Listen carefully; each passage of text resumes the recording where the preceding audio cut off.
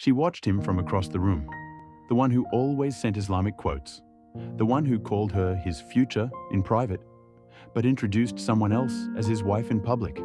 And at that moment, she realized something she had felt her whole life. I'm always the backup plan, never the one. Aliyah was the type of girl every mother prayed for.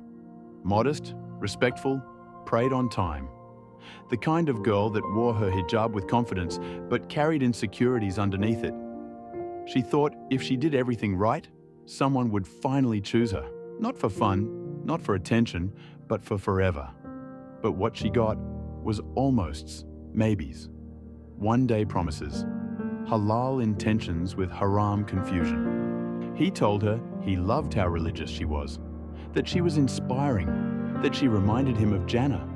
But when the proposal time came, he said his mother wouldn't agree, that she was too religious, not fun enough, not modern enough.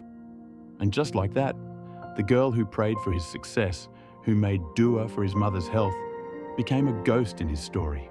She thought she was heartbroken because of him.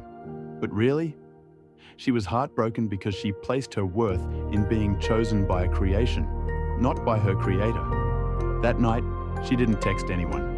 She just cried to Allah, not for a husband, not for answers, but for healing. Ya Allah, I don't want to be anyone's backup plan. I want to be your priority.